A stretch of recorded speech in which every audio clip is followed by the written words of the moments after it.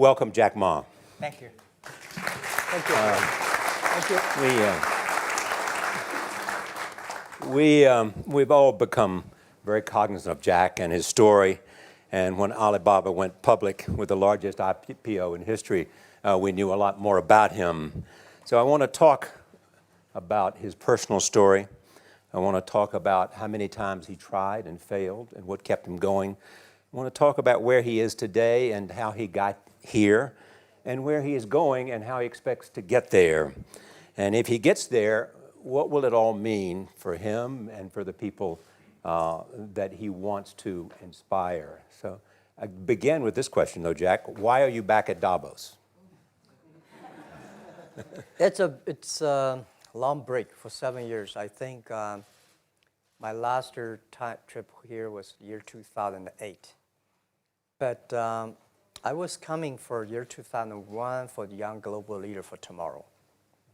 And remember, I never heard about the Davos when I came.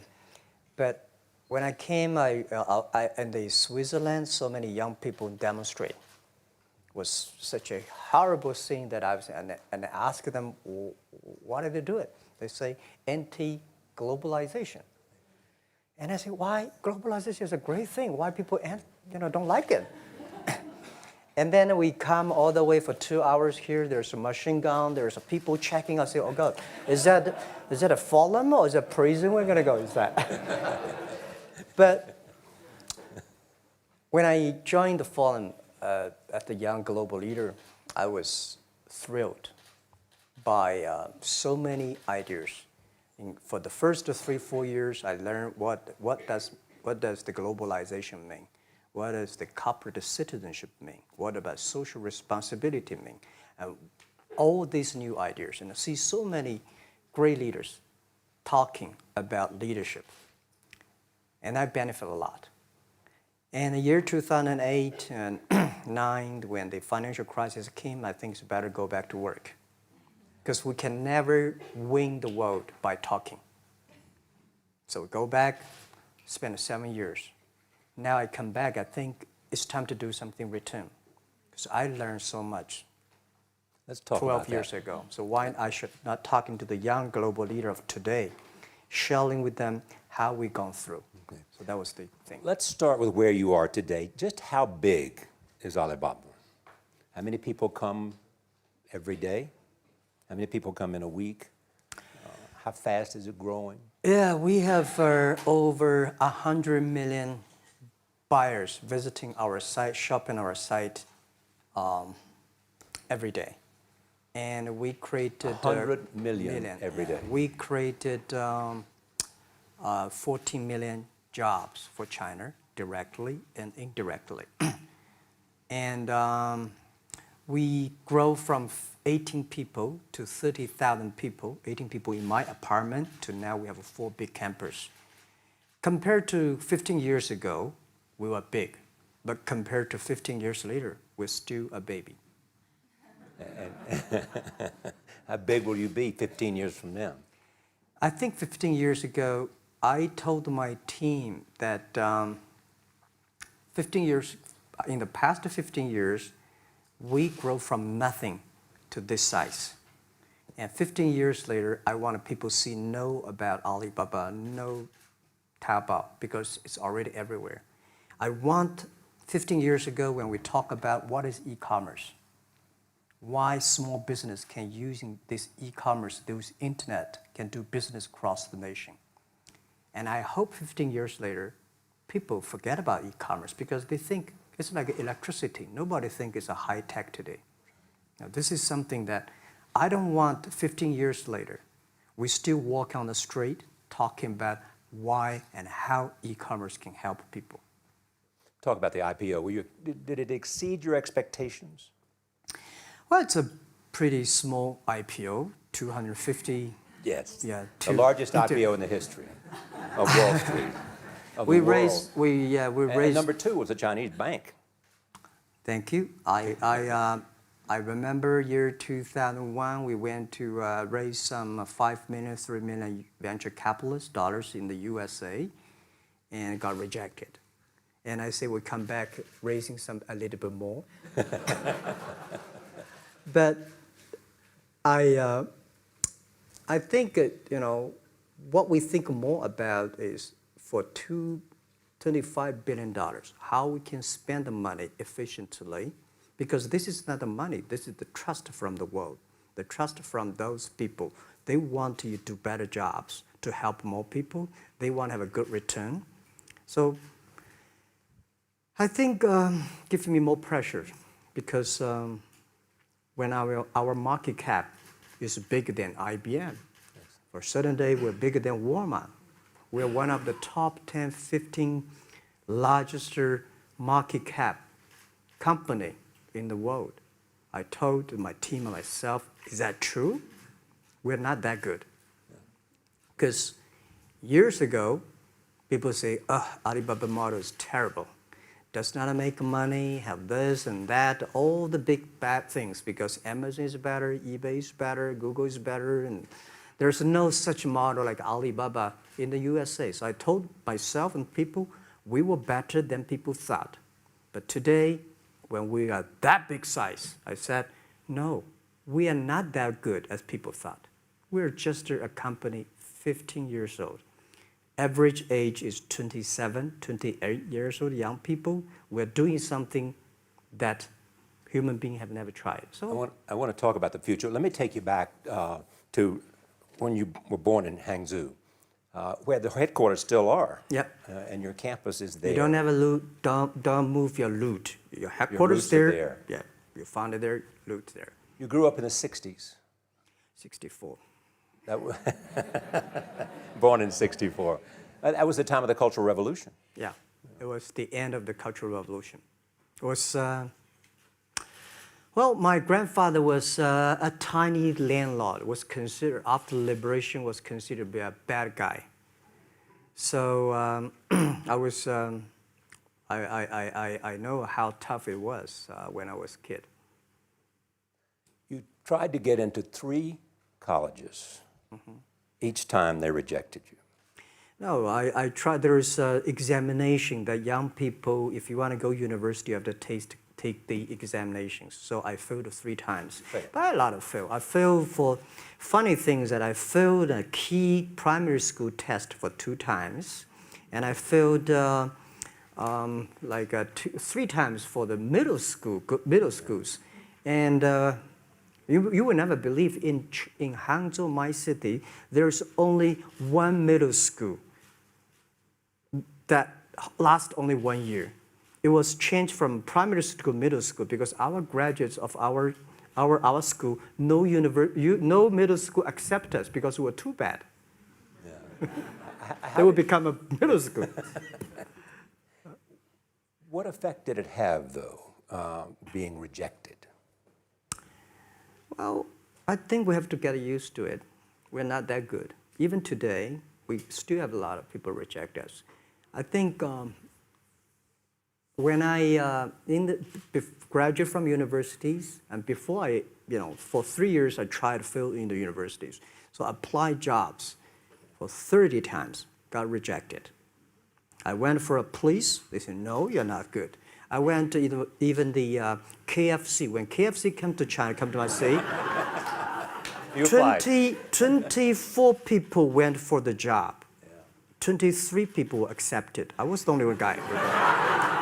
And we went for police. 5 people, 4 of them accepted. I was the only guy that I received it. So to me, being turned down, rejected. Oh, by the way, I told you that I applied for Harvard for 10 times, rejected. I know I'll be rejected. I just don't want to say that. Yeah, sorry now. 10 times you wrote them and said, I'd like to come to Harvard. Yeah. And then I told myself, someday I should go teach there, baby. I think that can be arranged. Richard Nixon came to Hangzhou. Yeah. And after that, tourists flooded the place. Yeah. And that's how you learned English. Yeah. I really like I don't know why, at 12, 13 years old, at that time I suddenly fell in love into the language, the English. And there's no place you can learn English at that time. There's no books, English books. So I went to the Hangzhou Hotel, now called Hangzhou Shangri-La Hotel, because that was the hotel can receive the foreign visitors. So every morning for 9 years, I showed them around as a free guide, and they taught me English. And I think that changed me. Today, I'm a 100% made in China. I've never got a one-day train outside China. Yeah. And when people talk to me, say, Jack, how can you speak English like that? Why sometimes you talk like an Western guys? I think that was the 9 years. These Western tourists opened my mind because everything they told me are so different from the things I learned from the schools and from my parents. So now I have a habit. Whatever I see, whatever I read, I use my mind. Think about for 2 minutes. Is that how Ma Jun became Jack Ma? Actually, Jack, the name was given by a lady in tennis. She's a tourist. She came here and she said, came to Hangzhou. We become a pen friends. Ma Ring is so difficult to pronounce. So she said, do you have an English name? I said, don't. So can you give me an English name? She said, okay. She said, my father called it Jack. My husband called Jack. What do you think about Jack? I said, good. So I've been using that for that many years. Yeah. First visit to America, 1995? 1995, yeah. I come here for a project helping the local government to building up a highway. And you tried the internet. I tried the internet in Seattle. And in a building called the USA Bank. I don't know whether the USA Bank is still there or not, but it's a building. And my friend opened a small office, which is like only 10% bigger than this room. And there are a lot of computers in there. And he said, Jack, this is internet. I asked, what is internet? He said, search whatever you want. At that time, they used Mosaic, very slow, right? Yeah. And I said, I don't use it. I don't want to type because computer is so expensive in China. If I destroy it, yes, I cannot pay.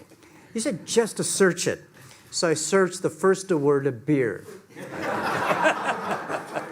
I don't know why, because it's easy to spell, baby. And I see beers from Germany, beers from USA, beers from Japan, but there's no beer from China. And I say, okay, type the second word is China. No data. Nothing. And I said, 1995, no data about China. So I talked to my friend, why not make something about China? So we made a small, very ugly looking page called China. It's something like I did a translation agency, we listed on there. It was so shocking.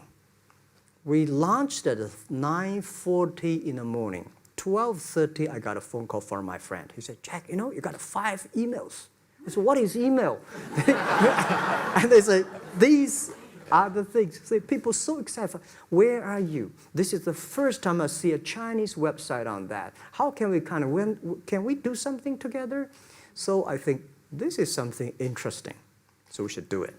Why did you call it Alibaba? Alibaba? Well, when I started, I think internet is global. We should have a global name. And a name that, interesting, like at that time, the best name is Yahoo. Right? So I've been thinking for many days, suddenly thinking Alibaba is a good name. So I happened to be in San Francisco that day. I did have a lunch, and the waitress came. I asked her, do you know about Alibaba? She said, yes. I said, what is Alibaba? She said, Open Sesame. Good. So I went on the street, asked about 10, 20 people. They all know about Alibaba, 40 Thieves, and Open Sesame. And I think this is a good name. And start with A. Whatever you talk about, Alibaba is always top. You have said before that in creating Alibaba, you had to create trust. Yeah. Because people in China were used to face-to-face. Yeah. How did you create trust? I think because we started out doing business on internet. I don't know you, you don't know me. So how can you do things online unless you have trust? So for e-commerce, the most important thing was trust. I think when I first went to USA for raising money, talk to the venture capitalists, a lot of people say, oh, Jack, no. China doing business by the guanxi. How can you do business on internet? And I know that without the trust system, the credit system, it's impossible to do business. So in the past 14 years, everything we do is trying to build up the trust system, the record system. Well, Charlie, I'm so proud today when I talk to the young. Today in China and in the world, people don't trust each other. The government and people and media and everybody think, this guy's cheating. But because of e-commerce, we finish 60 million transactions every day. People don't know each other. I don't know you, I send products to you. You don't know me, you wire the money to me. And I don't know you, I give a person a package, I don't know him. He took something to cross the ocean, cross the river, and send. This is the trust. We have at least 60 million trust happening every day. But you created it by creating an escrow account in the beginning. Yep. And so you keep the money until they got the product. Yeah. And then you release the money. That's true. I mean, the escrow service is about Alipay. When I this idea, I would love Davos, because it was a big decision. Because for first 3 years, Alibaba is just like e-marketplaces for information. What you have, what I have, we talk a lot of time, but don't do any business. Because there is no payment. I talked to the banks. No banks want to do it. Banks say, no, this thing never work. So I don't know what to do. Because if I start to launch a payment system, it's against the financial legal laws. Because you have to have a license. But if I don't do it, e-commerce will go nowhere. So then I went to Davos. I listened to a leadership discussion. Leadership is about responsibility. And after I listened to that panel, I give a call to my friends, my colleagues in my apartment, say, do it now, immediately. If something wrong, the government not happy about that, if one body has to go to the prison, Jack might go to the prison. Because it is so important for China, for the world, to build up the trust system. And if you did not do it, I said, and do not do it properly, stealing money, money wash, no trust record, I send you to the prison. That was the thing. And people don't like it. So many people I talked to at that time for Alipay, they say, this is the stupidest idea you have ever got. But I say, I don't wear the stupid clever as long as people use it. Now we have 800 million people using this Alipay. Stupid things, if you do it better, is better. Alipay is a privately held thing. It's not part of Alibaba. No, it's a Let private. me talk about money for a second. Yeah. You have never gotten money from the Chinese government? No. None. I want it at the beginning, and later I don't want it, because I think if the company always think about picking money from out of the government pockets, that company is rubbish. Think about how can you make money from the customers and market and then help customers succeed. That's our philosophy. No money from Chinese banks? No. No. I at that time I want, and now they want to give me, I don't want it. Yeah. All right. Your relationship with the government. Mm-hmm.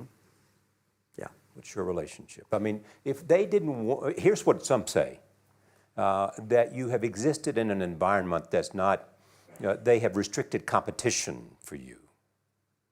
And that's a pretty good thing to do for a private company.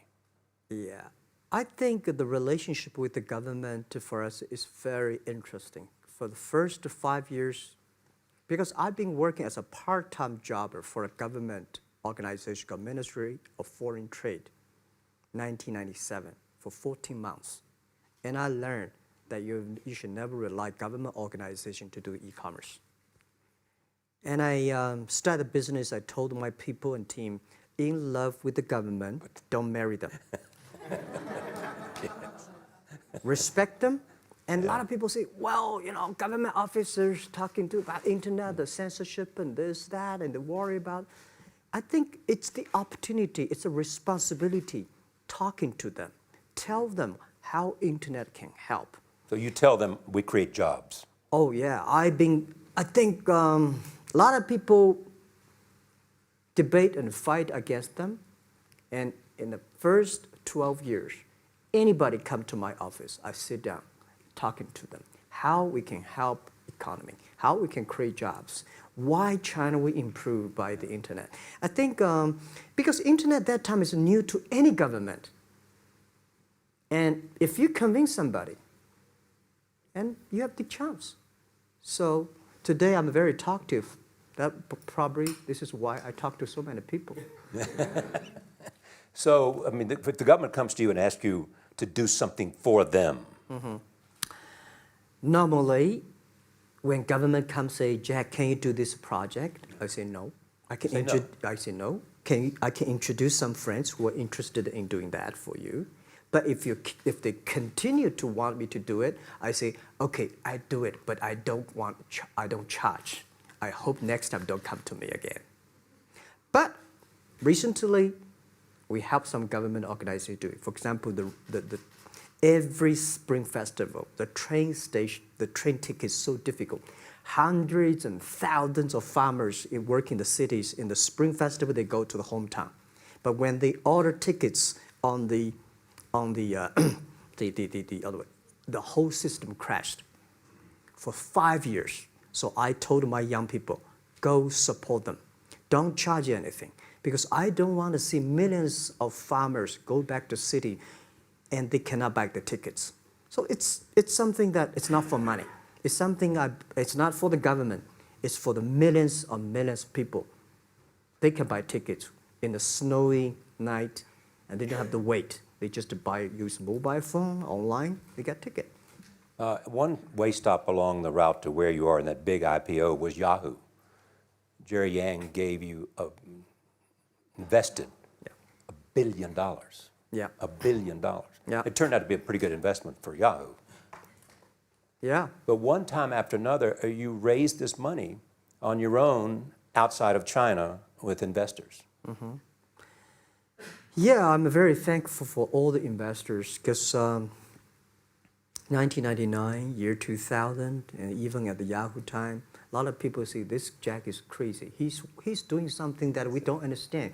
A lot of venture capitalists give you money because there is such a American model already there. But they say, Alibaba, we don't see this kind of model, right? They say Jack's crazy. Yeah, this is crazy guy. I mean, I remember my first time in Time magazine, they call me Crazy Jack. And I think crazy is good. We are crazy, but we're not stupid.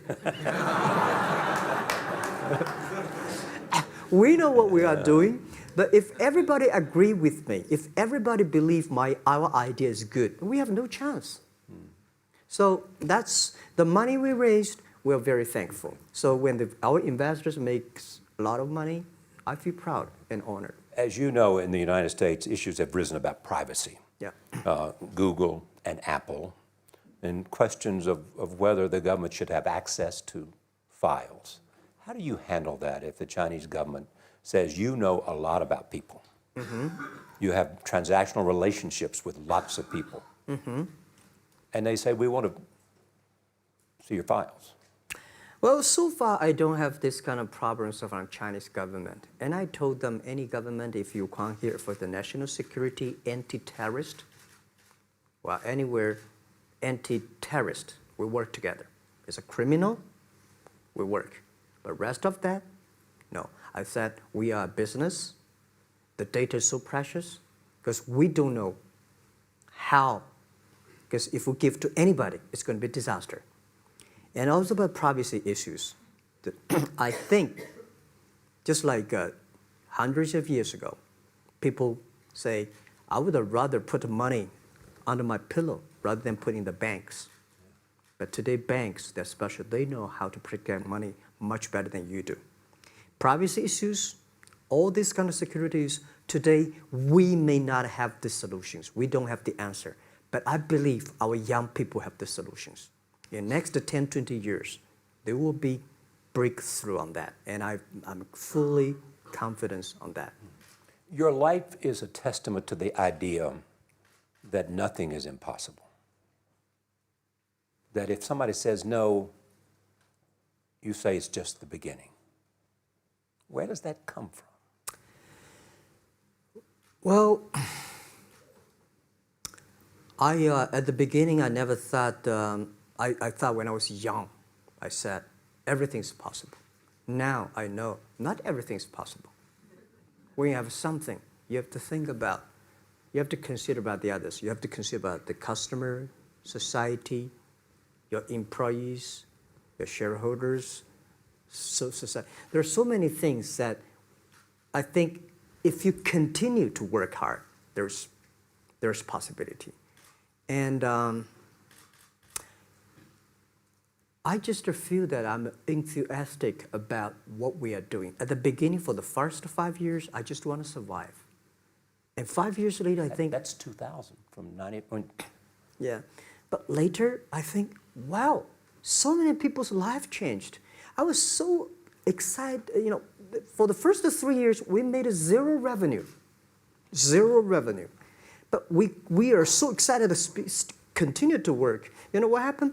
I remember many times when I go to a restaurant and have dinner, somebody came, when I was trying to pay the bill, the owner of the restaurant came to say, "Sir, your bill is paid by someone." And the small note say, "Hey, Mr. Ma, I'm your customer of Alibaba Group, Alibaba platform. I made a lot of money, and I know you don't make any money. I pay the bill for you." Yeah. And I remember one day that I was sitting somewhere in the coffee, somebody sending me a cigar. I don't smoke cigar, but there's a note, "Thank you very much, I'm your customer." And I remember in the Taobao days, I was at the Shangri-La Hotel in Beijing. When I get on the taxi, the man who opened the door for me, the boy at the gate, he said, "Jack, thank you very much. I'm service here. My girlfriend makes more money than I do on your site." And this is something that you know, that it's not amazing. If you don't do it, nothing's possible.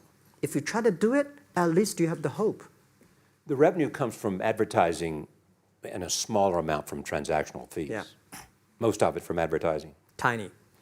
Tiny from advertising? Tiny from advertising, tiny from transactions, because we need big mass. Now we have more than 10 million small business power sellers selling our site to everywhere. So the transactions we have is second after Walmart. So tiny. Second after Walmart. Yeah, tiny of the of the money already make us big. So, you know, second after Walmart, I remember one of the senior management of Walmart guys came to Hangzhou 5 years ago. He said, "Jack, you know, you did a great job," and blah, blah, blah. So I said, "Maybe in 10 years we'll be bigger than Walmart." He said, "Young man, you have a good hope."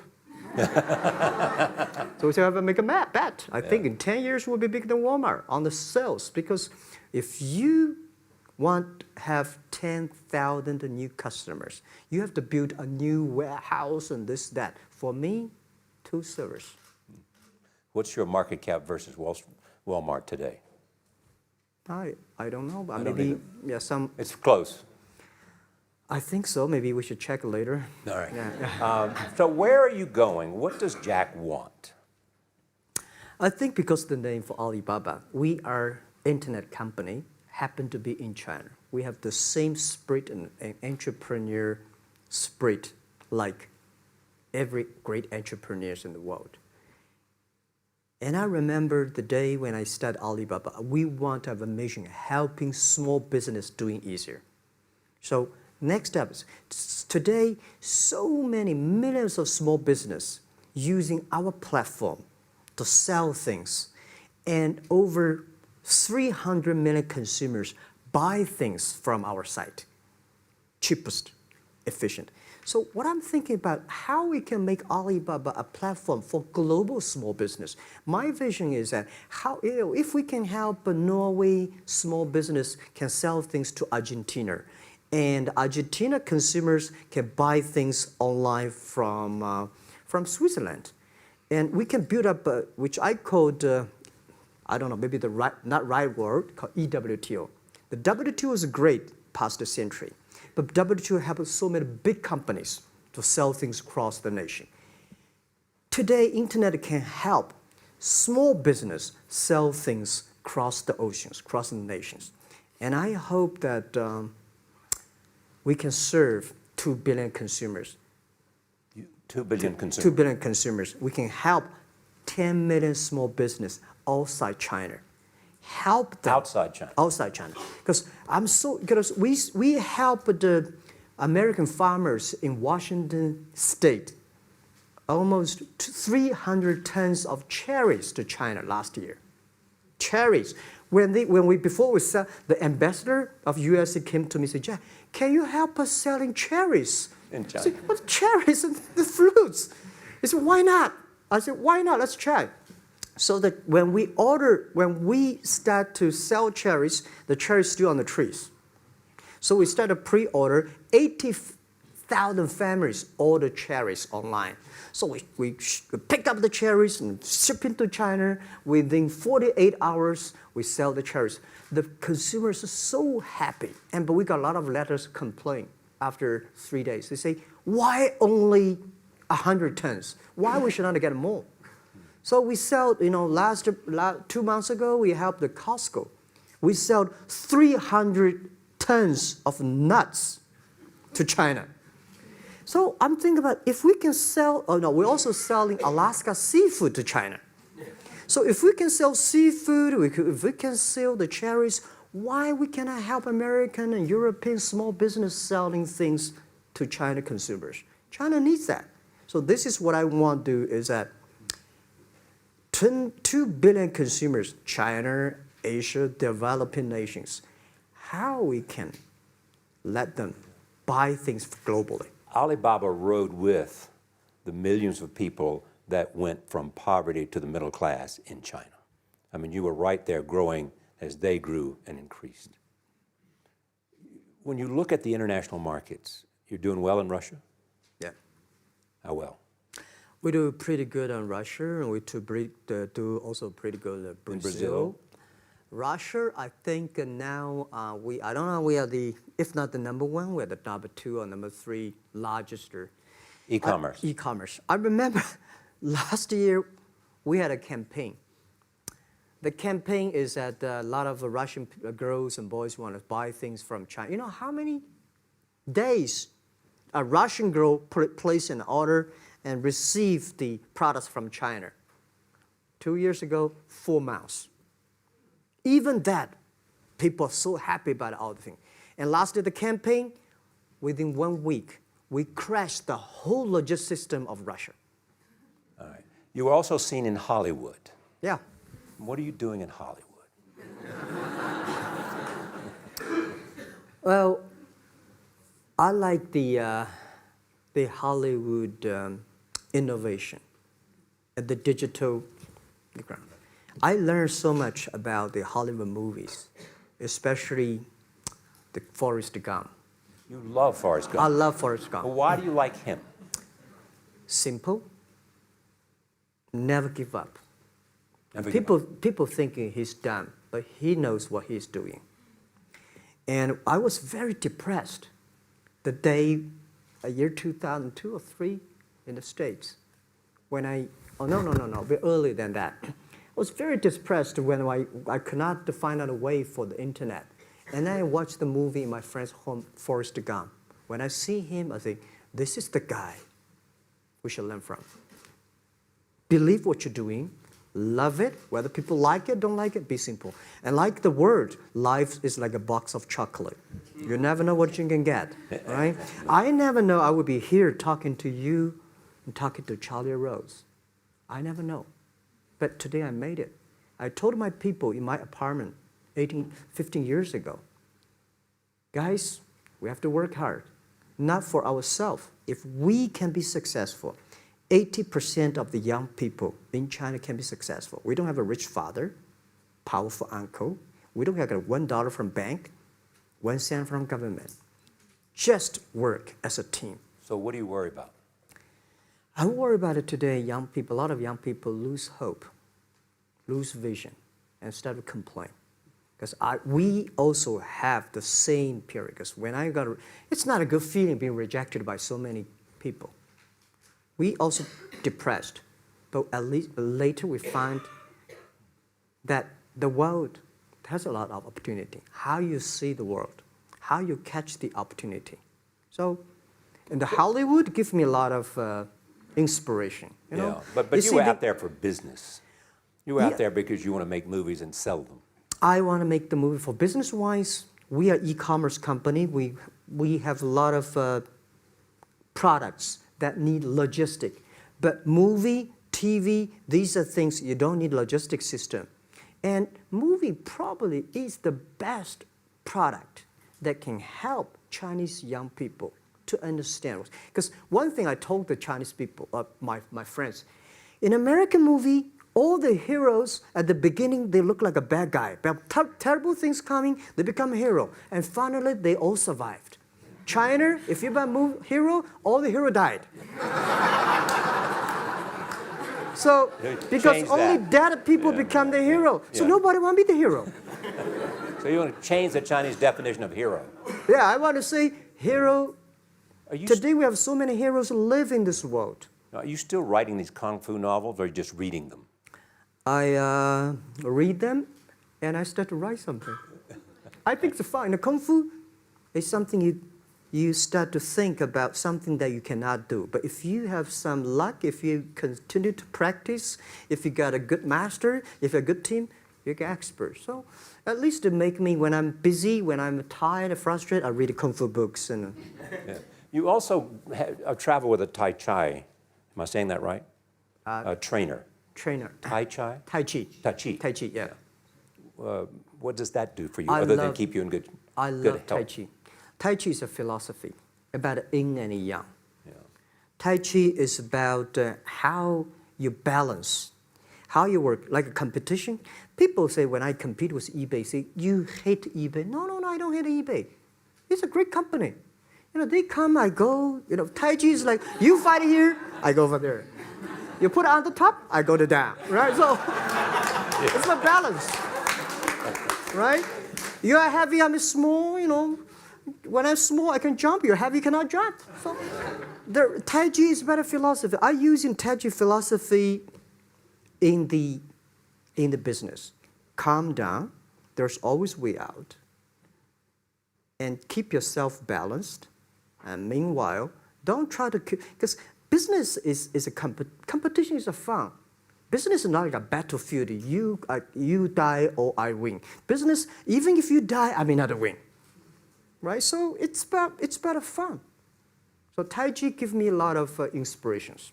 But you want your life and you want this company, Alibaba, to change the world. And you're changing the world if, in fact, you provide a forum for buying and you enable people to earn a living. Yeah. But also, you believe that Alibaba ought to change the lives of women. So what are you doing? At first, I think many years ago, I want to change the world. Now, I think if we want to change the world, we change ourselves. Change ourselves is more important and easier than change the world. And second is that I want to improve the world. Because it changed the world may be Obama's job. Because my job is to making sure that my team are happy. Because my team are happy, they can make my customer happy. If my customer, they are all small business. When they're happy, we are happy.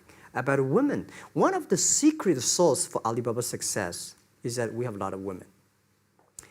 What percentage of women Well, among one day employees? before, I think 2 or 3 months before we IPO, there's American journalist come to our company. She asked me a question. Jack, I've seen so many women in your company. I say, what's wrong? We have later we find that we have 47% of the employees of our company are women. How many? 40? 47% of our company are women. And we actually had a 51 because we acquired some company these days. They have more men, so balance that.